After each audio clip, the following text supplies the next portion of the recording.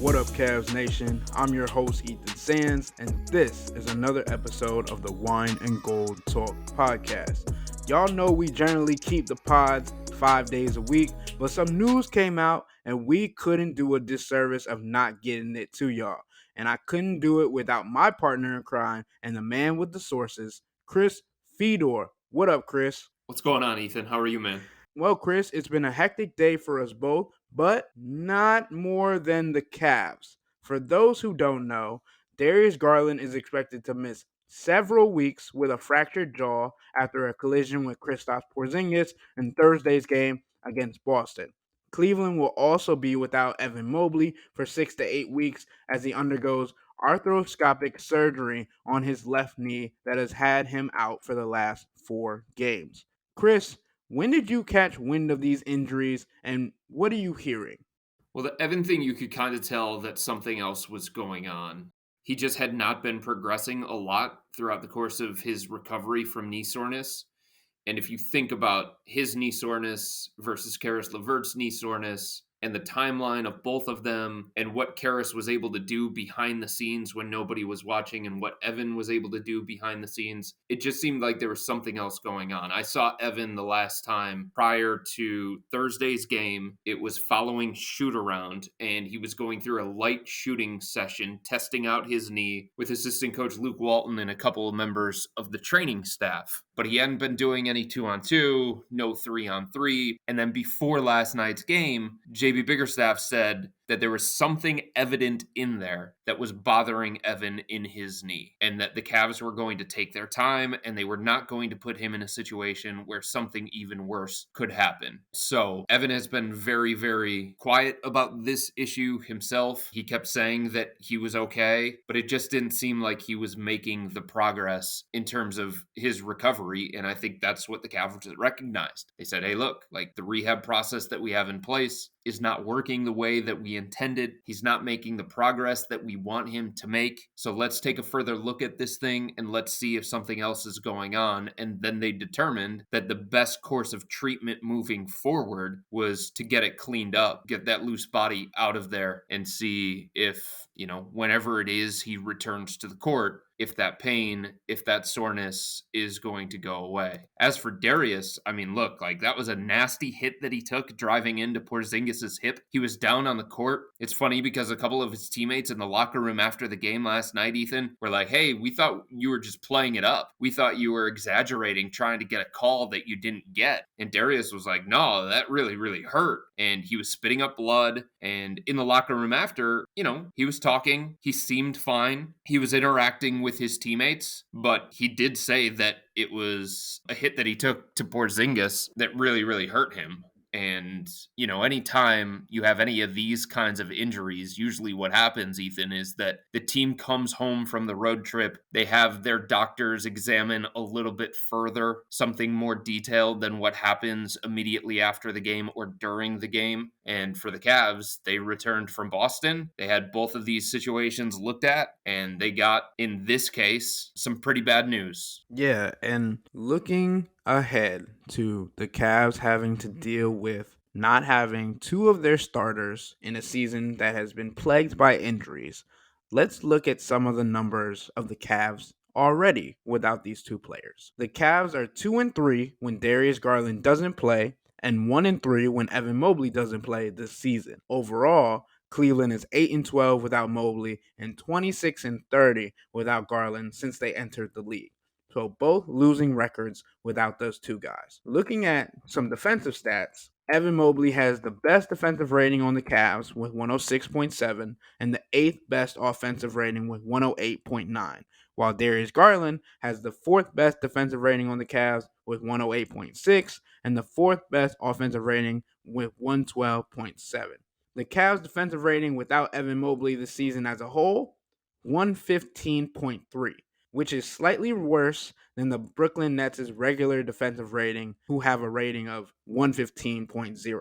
To put that into perspective, Chris, the Nets are currently ranked 20th in the league in defensive rating and 18th in opponents' points per game. That's not good. It's a significant loss, Ethan. There's a reason why he's in the Defensive Player of the Year conversation. There's a reason why he was first team all defense last year.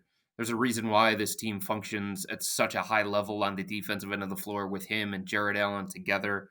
The things that Evan is able to do on the defensive end of the floor because he doesn't have to fulfill the responsibilities on defense that a prototypical five would that Jared Allen does. It just allows him to roam. It allows him to be a help side defender. It allows him to go out there on the perimeter, contest shots, cover a lot of ground. And you go from defending like the top team in the NBA, the Minnesota Timberwolves, to the equivalent of the Sacramento Kings and the Brooklyn Nets. That is a significant drop off for this team, combined with the fact that they were already middling on the offensive end of the floor, despite the fact that they had been playing better and racking up wins over the last 2.5, 3 weeks. It wasn't because their offense was still stuck in the mud. It was still bottom 10 in the NBA, both overall and over the last 2.5, 3 week stretch. So it was about their defense taking that step forward and holding the Atlanta Hawks down and the Orlando Magic and the Miami Heat and some of those other teams. Get this, the Cavs' offensive rating without Darius this season is 104.9. That would make them the worst offensive rated team in the league behind the San Antonio Spurs, who have a 106 rating. That shouldn't be a surprise either because the Cavs' backup point guard is in Barcelona dealing with mental health issues because he's trying to get himself right to see if he can ever come back to the team or come back to the NBA. And the guy who was supposed to be his understudy for a year turned backup point guard at the beginning of the season has been out since October 27th. So they're using Donovan Mitchell essentially as the backup point guard. Other times they're using Karis LeVert as the backup point guard. And the team is simply not going to run the same kind of way without a true backup point guard. So it's something that we talked about on this podcast a number of times about, do the Cavs have to go out at the trade deadline and explore the possibility of adding somebody else in here, somebody that JB Bickerstaff is going to trust more than an undrafted rookie in Craig Porter Jr. And it's like, now it's an even more glaring issue for this team. And I don't know how they're going to be able to navigate it in the short term. Ty Jerome, I believe, is getting closer. He did not go on this recent road trip with the Cavs because he stayed back in Cleveland to do a lot of on-court work to further his rehab process. So that's a good sign at the very least. But Ty Jerome is not a starting caliber point guard in the NBA. Even on a fill-in basis, he's not. So for a team that was already struggling offensively, they didn't have rhythm, they didn't have continuity, they didn't really have an offensive flow. They were trying to figure out combinations that worked, lineups that worked, all that kind of stuff. To now have to do that without the lone true point guard that JB Bickerstaff trusts on this roster, it is a daunting task. And now, Ethan, because of the Mobley thing on top of that, it's not like they can just lean into their defense as well. Right. Evan Mobley is a unicorn defender, has been in the Defensive Player of the Year discussion every year he's been in the league, and is one of the 3 NBA players averaging at least 15 points and 10 rebounds while shooting 55% from the field. And obviously, as Chris has said, Darius Garland is the maestro of this offense. There's no getting around it. This is going to be a struggle for the Cavs as they look to navigate a season without 2 of their top players. A season that we've said already, plagued by injuries, has seen the Cavs' expected opening night starting lineup available in just 11 of the first 25 games, with all but 2 players, and Max Strus and George Niang, having missed at least 1 game. So, with that, we're going to take a quick break, but when we come back, we're going to talk about the realistic approaches that the Cavs could take. But before then, become a Cavs insider and interact with Chris and myself by subscribing to Subtext. Subtext is where Chris made the first cleveland.com announcement of the injuries after confirming with his sources. Our subscribers got that information before it was posted on Twitter and even before the story went live on the website. It's an insider opportunity that you don't want to miss out on. Sign up for a 14-day free trial or visit cleveland.com/Cavs and click on the blue bar at the top of the page. And if you don't like it, that's fine. All you have to do is text the word STOP. It's easy, but we can tell you that the people who sign up stick around because this is the best way to get insider coverage on the Cavs from myself and Chris. This isn't just our podcast, it's your podcast. And the only way to have your voice heard is through Subtext. We'll be right back.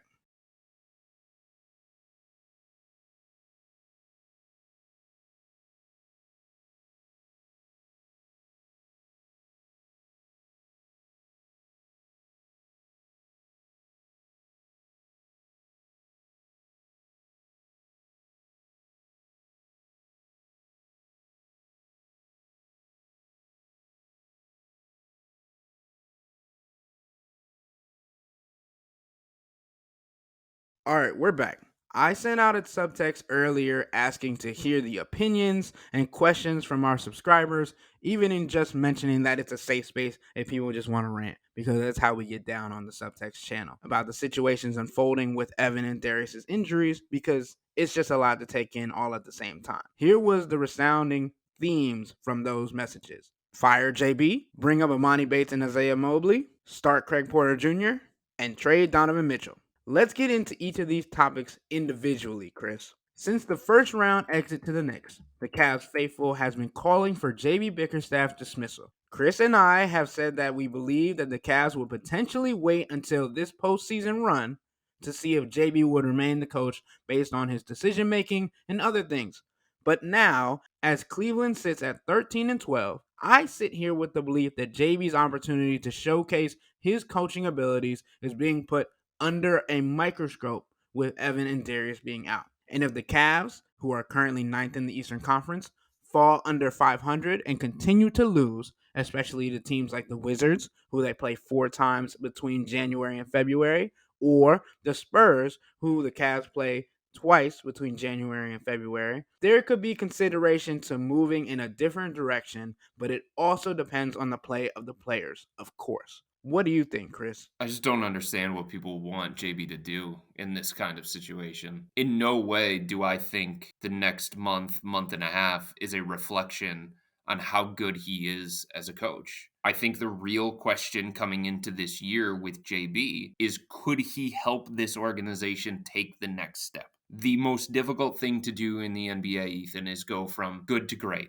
It's one thing to go from bad to good. We've seen that time and time again in the NBA. But can you go from good to great? That is a brutally difficult step that not every team can make. Think about last year in the playoffs and some of the teams that were surprises. The Cavs being one of them, obviously. They were the 4th seed in the Eastern Conference. They won 51 games. Here they are, the 9 seed in the Eastern Conference. The Sacramento Kings, they were one of the stories of the Western Conference last year, and they're just kind of like hovering around that last locked in playoff spot in the Western Conference. Very different than what they were last year. The Memphis Grizzlies, obviously, they've been dealing with a whole bunch of injuries. They've been dealing with the Ja Morant situation, but like staying consistently great after taking that step from good to great is very, very difficult. And that to me is the primary question when it comes to JB. Is he going to be the Cavs' Brett Brown, or can he be something better than that? I don't think you learn that when he doesn't have Darius Garland, when he doesn't have Evan Mobley, when he has to go deeper into his rotation than anybody anticipated coming into this year, when he's got to try and mix together lineups and combinations. Like, I don't know that anything else happens here during this stretch when it comes to JB, except that the pressure and the expectations change a little bit. How could you possibly have the same amount of pressure that you had coming into this year? How could this organization have the same expectations that they're going to remain a playoff team, that they're going to remain a legitimate quote unquote contender the way that they view themselves, when they're going to be without Darius Garland for probably about a month, and they're going to be without Evan Mobley for close to 2 months, if not longer than that? It's just, to me, if anything, this could potentially free up JB and perhaps end the conversation about whether the Cavs have to move on from him. Because, like, the reason to move on from him during the season is because you felt like you were underachieving and you could be better than what you were showing. You know what I mean? Like, you still had something to play for, you still had something to chase, and you needed a new voice. You needed a new system. You needed a new identity. You needed a new whatever to reach those particular goals. I gotta believe that even though the organization probably won't admit it publicly, the goals today are a lot different than what they were 2 days ago. They have to be. Right. I think it's more so about his coaching decisions and rotations that he's going to put together, because you're without 2 of your best players. And honestly, if the Cavs can somehow pull out wins against teams that they shouldn't win against with the rotation and the roster that they now have for the next 2 months, I think that the conversation about having JB get dismissed needs to be alleviated altogether. I disagree. What do you think? I disagree because I just don't think that that is how he's going to be judged, and I just don't think that that's the question with JB. So, like, throughout the course of his career and during his time with the Cavs, he has shown some good things in terms of building a foundation, putting a culture in place, getting teams through difficult times in a rebuild, and like getting them back to a respectable level. The same way that Brett Brown did with the Philadelphia 76ers. The question with JB is, can he be the coach to lead a franchise to a championship? And like his ability to overachieve with a plucky group of play hard guys like doesn't tell you anything about that. You've already seen that from JB. You've already seen him get a team to buy into defense. You've already seen him get a team to overachieve. You've already seen him take lesser pieces and find a way to piece it together into something respectable. Like, that's not the question with him.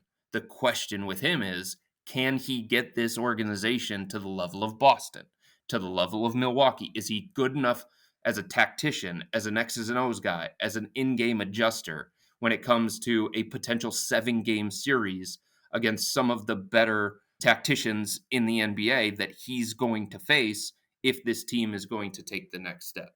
So to me, like, yeah, it would be great for him if he could find a way to keep this team competitive, keep them afloat, and stuff like that. But it doesn't take away the primary questions that surround him as a coach and whether he can be the coach to take a team to the next level, or if the Cavs have to find a guy that can do that for this organization eventually. So you think that we're still gonna have to wait to see what the organization does with JB in the future, especially after this situation with Darius and Evan is resolved? Without a doubt. I mean, to this point, Ethan, this is a team that came into the season with great expectations, with a whole lot of pressure, coming off their first playoff appearance since 2018, and they have underachieved. And we can talk about the reasons why. We can talk about how that has happened, but because they have underachieved to this point, and because they've been one of the great disappointments in the NBA to this point, I think there are still legitimate questions, no matter what happens from this point on, about JB and about whether he is the right coach for this group. So, like, the last time you saw this team close to full strength, or at least built like the team, something close to the team that people expected to once again be a contending team in the NBA, he didn't have them playing like that. That's hard to erase, right? All right. Next topic, bringing up the two-way players. I know where you're going with this one. Oh God. You know what? I know where the fans are going with this one. I think this is a good time to discuss what the potential starting lineup could look like. And Chris, I know we've talked about Karis LeVert getting comfortable in his bench role, but in the seemingly dire situation, do you see the Cavs starting Karis LeVert or Craig Porter Jr.? I have absolutely no idea. It's complicated, right? Because you would think that the Cavs need something close to a true point guard. And the guy remaining on this roster that is the closest to a true point guard is Craig Porter Jr. But like, JB hasn't fully trusted him. There have been some ups and downs, especially on the defensive end of the floor. He is an undrafted rookie free agent on a two-way contract. So going from a guy who sometimes plays, sometimes doesn't, to the full-time starting point guard, boy, is that a drastic jump. I just don't know that they have another viable option. I agree with you. I think Craig Porter Jr. is the only other true point guard on that roster. Do you think they stick with Karras playing off the bench? I think that's the biggest thing because that's where he's been comfortable. He's still trying to go after that Sixth Man of the Year award. But I think at this point, like, we're trying to weigh what JB and the organization think is best. Yeah, I mean, I think it all depends on how this organization and how JB feels about Donovan Mitchell playing full-time point guard. Yeah. And then who slides into the two? Right, because if they feel great about Donovan playing full-time point guard, then I think it is Karis LeVert. And I think the other pieces remain the same, and Dean Wade probably slides into Evan Mobley's old spot at power forward. But if the Cavs are looking at the situation saying, like, that's a little bit too much of an offensive burden for Donovan, we don't want to do that to him, then I think the answer is Craig Porter Jr. until Ty Jerome is ready and recovered from his ankle sprain. whenever that is going to be. Okay, I agree. I think the potential two lineups would be Donovan, Karras, Struess, Wade, and Allen, or Craig, Donovan, Struess, Wade, and Allen. I agree with that. We already talked about Dean Wade taking over Evan Mobley's spot because that's been what they've been doing since he's been out for the last 4 games. The Cavs have had to play without Jared Allen, Evan Mobley, Darius Garland, and Donovan Mitchell all in spurts this season. We saw Craig Porter Jr. and Amani Bates get minutes during those stretches, and now Amani has gotten some more run at the Cleveland Charge level, where he is currently ranked fifth in points per game in the G League. Is it time to give the two-way guys an NBA shot on a consistent basis? One of them, sure. I don't think it is for Amani. There is a clear difference in readiness and maturity between 23-year-old Craig Porter Jr. and 19-year-old Amani Bates in terms of the things that the Cavs need to navigate this situation. Like Craig Porter Jr. makes sense. He gives you playmaking, ball handling, some ability to run an offense. He's good in the pick and roll. He's able to get into the paint, similar to Darius, so he can create shots for himself. He can create shots for others. And it makes sense. When it comes to Amani Bates, like what is he bringing, theoretically, that the Cavs desperately need during this stretch and don't already have? The best thing that Amani does is he shoots. He's a volume shooter, he's a volume scorer. But he's not going to get the shot attempts here in Cleveland that he got with the Charge. He's not going to get the open looks that he got with the Charge here in Cleveland playing in the NBA. And it's just like, I don't know how bringing up Amani Bates correlates with either Darius or Evan missing extended stretches. I think Amani Bates would correlate if Max Strus was out for a long stretch, combined with what else is missing on the team. I don't think this is the time where you say, all right, things aren't going so well. We're 13-12. We're number 9 in the Eastern Conference. Doesn't feel like we have a whole lot of hope to keep our playoff hopes alive. Let's just have a youth movement. I don't think the Cavs are at that particular point. Maybe at the end of the season, they do get to that point. But right now, to me, it's about trying to navigate this situation the best that you can and stay competitive for now in the Eastern Conference. Even though the goals probably aren't the same, even though the pressure and expectations aren't the same, you still want to stay competitive.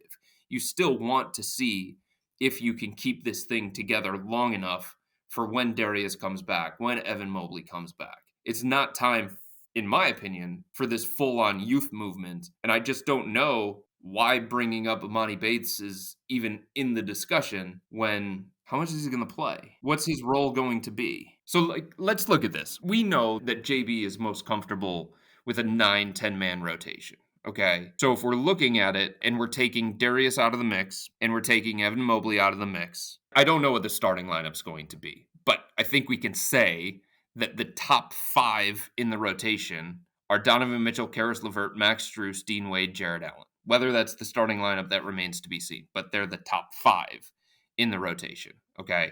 Then you have Isaac Okoro, and you have George Niang. So there's your 7. Now you're just looking at 2 more, right? When Ty Jerome comes back and he's healthy and he's recovered from this ankle issue, he's going to be in the mix almost by default, although it's probably going to take him a lot of time to get back into game shape and get back into a situation where he can be effective. Not just healthy, but effective. And then Craig Porter Jr., you're going to need his playmaking, his ball handling, and his ability to run an offense. Tristan Thompson's going to be in that mix because he's got to be more of the backup center now because you can't use Evan Mobley as a 5 alongside 4 shooters. You can't use Jarrett as a 5 alongside 4 shooters as much and get away with it. So Tristan's going to be needed. He's not just like a luxury piece that you're going to bring off the bench when you need toughness and you need a little bit more size on the inside and one of the other big guys is in foul trouble. Like he is the backup center and the best option at backup center right now. So it's like you're already at 8/9. Where does Amani fit in that equation? And is it worth just bringing him up there to sit on the bench as the 12th or 13th guy and take away the reps and the development opportunities that he's getting in the G League? To me, the answer to that is a clear, emphatic no. All right, and I think that leads me to this question, which is the same as asking about Amani, but the only difference is he's got a little bit more age. Where does Isaiah Mobley fit into this conversation, if at all? I don't think he does. Yeah, I mean, fans were asking, saying that bring Amani and Isaiah up is a We better. go based on what JB has done with his front court rotation. Tristan Thompson, George Niang, Damian Jones are going to get more opportunities, and Dean Wade at the power forward spot. Maybe even Max Strus in a small ball power forward role. They're going to get more opportunities and playing time than somebody like Isaiah Mobley. They've earned more of the benefit of the doubt. They have more of a resume. They have more trust built with JB. Now, Damian Jones has been bad. He was bad at the beginning of the season. He lost his backup job to Tristan Thompson quickly, and the Cavs went back to Damian against Miami during this most recent road trip. And it's not like he was all that effective, but I think there's still enough belief from the coaching staff, or at least there's more belief in his ability to play somewhat productive minutes as the third big as opposed to somebody like Isaiah Mobley. Okay, Chris. Last question of the podcast, and it's a big one. I'm going to ask you straight up. How do you think the Cavs' current situation affects Donovan Mitchell and the potential of trading for new pieces? From everything that I have been told today, and I've been asking as many people as possible after all of this news broke, and it's very, very difficult, right? Because the Cavs are regrouping.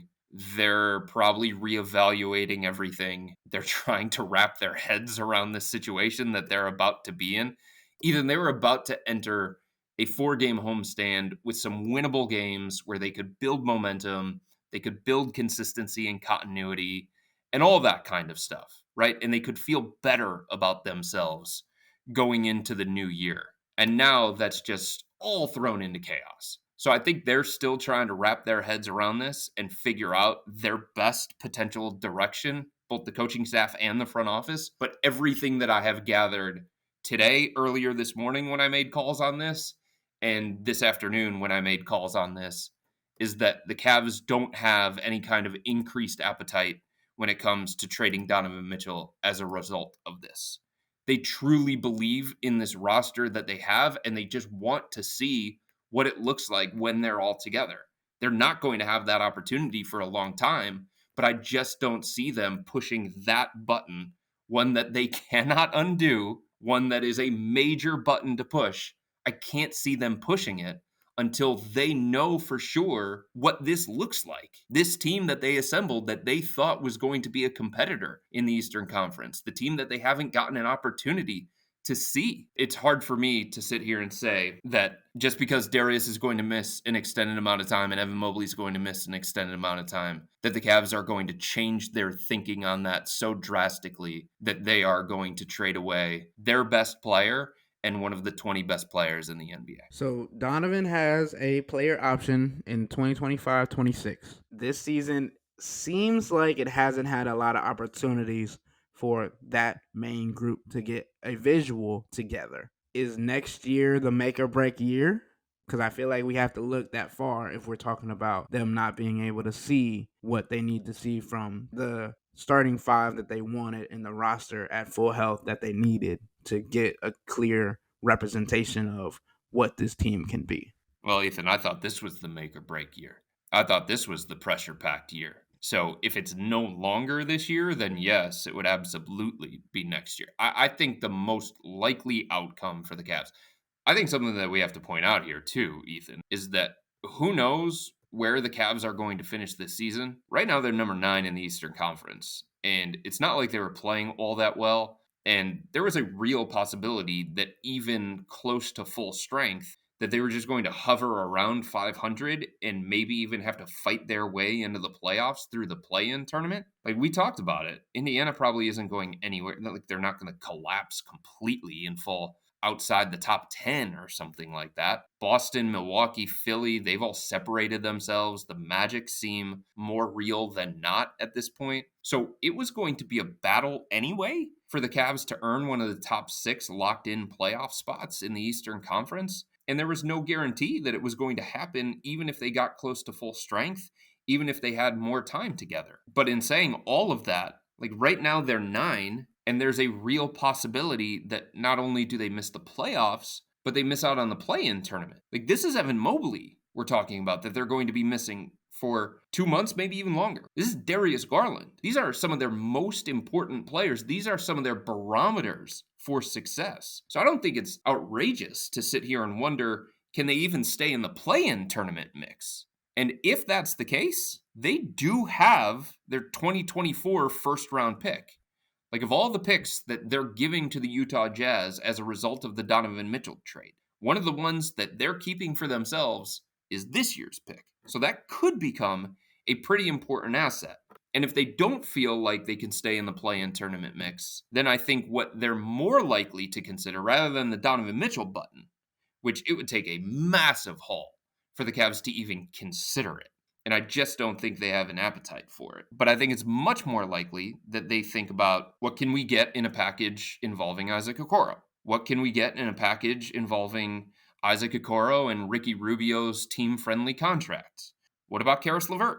Like, those are the guys that I think would be more realistic that the Cavs would consider moving off of to recoup some assets rather than hitting the panic button and trading away Donovan Mitchell. George Niang is somebody else that I could see them considering moving off of. Dean Wade. And that doesn't mean that the Cavs are going to get like great assets back in return in these hypothetical deals, or they're going to get significant pieces back that are going to crack the top 5 of their rotation, or become fill-in starters for Evan Mobley, or become starting point guards who also play backup when Darius Garland is healthy. It just means like those expendable pieces become a more realistic path to the Cavs improving their future somehow, some way, if that's the direction that they want to go in. And there's no guarantee that they go that direction. What do you think they should do with Donovan? What I think they should do with Donovan, I think Yeah, because like on one hand, he would be the clear-cut best trade piece available. And there are teams that would want him. Lots of teams I that would think want him.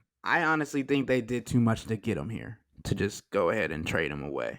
Especially with knowing that they have Darius and knowing that they have Evan and Jarrett and those players that they can build around already. I don't see the Cavs needing to blow it all up. I am in agreement with you that it would have to be the smaller pieces to go to try and find better role players, better rotation players to build around this team, or people that could step up in a bigger role. But Donovan Mitchell, the amount of picks that they gave up, the amount of time and effort that they put into that trade deal to get him here, he's only been here for, this is his second season. Like, to say that in year 2 you want to just throw it away is not only alarming to me, but like, have some faith is what I would think. Like, you have a whole nother year. People were saying, like we mentioned earlier, we thought this was the make or break year because he hasn't signed an extension yet. But if they have next year, I don't see a reason why Cavs fans or the Cavs organization would go away from a roster that they have faith in already. Because you think about the people on this team, Jared Allen, Evan Mobley, two of the best defensive front court pieces together. Darius Garland, Donovan Mitchell, two of the best offensive backcourt together. A shooter in Max Strus. Do you need better rotational players on the offensive end? Yes, but we've also talked about how good the defensive prowess is of the people on the bench. Isaac Okoro, Dean Wade. Sure, you have Jordan Niang who can shoot the ball, Sam Merrill who can shoot the ball, but that's at a certain clip. Like we've mentioned, I don't think the Cavs would go ahead and trade Donovan Mitchell at this moment because you have to see what happens. Like, it can't be an immediate thing. Who knows? The bench has had so much experience playing more minutes this season. They could shock you and say, "Oh, we've been in this situation before. We're used to it. Let's show you that we can come back and do this and better than we did the first time because now we're used to it." That's where my mind is at right now with it. Like, you just got to give it a chance, give it some time, give it some grace. Like, that's what the Cavs organization is doing. And we've talked about that with how they look at JB Bickerstaff. We talk about how they look at this rotation, and the upper management is giving a lot of pulling room on that rope, but I think it's warranted. This season might be considered a failure in the eyes of the fans, in the eyes of the organization, but you got to also look at what has happened. And it's also, we're not even at the halfway point. Who knows what could happen? There's a lot of things that could happen. There's a lot of things that could happen to other teams. Other teams could catch the injury bug. It's too early to make that decision for me, especially when Donovan Mitchell has had successful games, has had 40-point games, has had like 10 rebound games that he hasn't had a whole lot in his career. So you know what you're getting in that star power. Sure, is he shooting not as efficiently as he has in his career? Maybe. Is he having to give the ball up to Darius Garland more? Sure. Fans, now you'll get to see Donovan Mitchell shoot the ball like Jordan Poole and Kyle Kuzma. I don't think you want that I know not shooting it like it, shooting as many times. at the volume. Yeah, Yeah, the volume. volume of that. There's also, Ethan, a dirty little secret when it comes to the Donovan Mitchell thing. It has been successful. I understand that fans are so pissed about them flaming out in the first round against the Knicks and assuming that because it happened last year against the Knicks, that it was going to happen again this year. And I know that fans have already made up their mind that Darius and Donovan don't work together. And JB Bickerstaff is a doofus that doesn't know what he's doing, and all those kinds of things. But since Donovan got here, number one, he became an all-star starter for the first time in his career. Number two, he had a career year individually. Number three, the Cavs had one of their most successful regular seasons of the last decade. They made the playoffs for the first time since 2018. They made the playoffs without LeBron James for the first time in 2 decades. And Donovan Mitchell and Darius Garland, their net rating, when they're on the court together, the Cavs are one of the best teams in the NBA, right? Obviously, there are other pieces. There are 3 other pieces that you have to be on the court with you. But you have seen it work. You have seen Donovan take this team back to relevance. You have seen him and Darius shred opponents when they're on the floor together. The Cavs' problems this year came when one of them was off the court. They needed them both on the court to be operating at their best. You have also seen like a starting 5 that has added a competent two-way wing that can shoot from the outside and create more movement and more dynamic offense, turn this core 4 into a really, really formidable starting 5. So it's like the pieces fit. It's worked well. Donovan has held up his end because he's become an MVP candidate, an all-star starter. And even though the team is off to a slow start this year and they've underachieved to this point, it's not because Donovan Mitchell doesn't fit. It's not because Donovan Mitchell is not good enough. So it's like, if all those things weren't true, then I could sit here and say, okay, it makes sense to break up him and Darius. Okay, it makes sense to trade him away because this starting 5 just isn't going to be it. It's not going to be the starting 5 that takes the Cavs to the next level, that gets them out of the first round of the playoffs. And it's just like, sometimes I think people have started to focus on the wrong things when it comes to assessing this team and evaluating how good they are or can be. And it's like they're not focusing on the real problems with this team. They've made up their mind about the closest piece of low-hanging fruit, and they're just grabbing at that.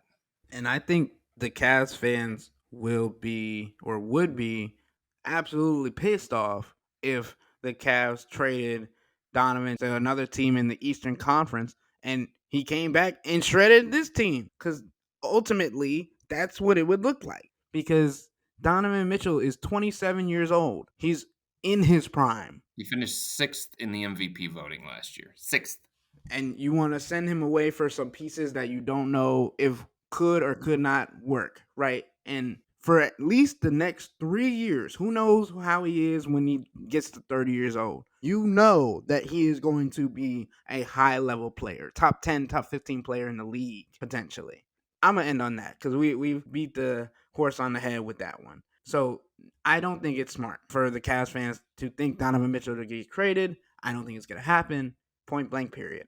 Like, what are you going to get for Donovan? Are you going to get Tyler Hero and Jaime Jaquez Jr.? Like, how much better does that make you? Well, I mean, seriously, like, Miami probably thinks, hey, If we trade for Donovan, we got a chance to keep him long term, maybe a better chance than the Cavs. Like, you're going to get Quentin Grimes and RJ Barrett from the New York Knicks? Like, what are you really going to get that is going to make you significantly better by pushing that button, both in the short term and in the long term? I just don't see it. I don't think the Cavs fans could be happy right now just because of the injuries that just happened. But if the Cavs went and traded Donovan Mitchell to a team and they ended up getting back 2 players, 3 players, and a draft pick that are rotation players, I think they would be livid. Yeah, so here's the other thing too. Like, if the Cavs, if they get the feeling that Donovan is not going to commit to them long term, whether he says that to them outright or they just get that vibe from him, then this is a different discussion. It's a completely different discussion. All right, with that, that'll wrap up today's episode of the Wine and Gold Talk podcast. But remember to become a Cavs insider and interact with Chris and myself by subscribing to Subtext. Sign up for a 14-day free trial or visit cleveland.com/Cavs and click on the blue bar at the top of the page. If you don't like it, that's fine. All you have to do is text the word STOP. It's easy, but we can tell you that the people who sign up stick around because this is the best way to get insider coverage on the Cavs from myself and Chris. This isn't just our podcast, it's your podcast. And the only way to have your voice heard is through Subtext. Y'all be safe. We out.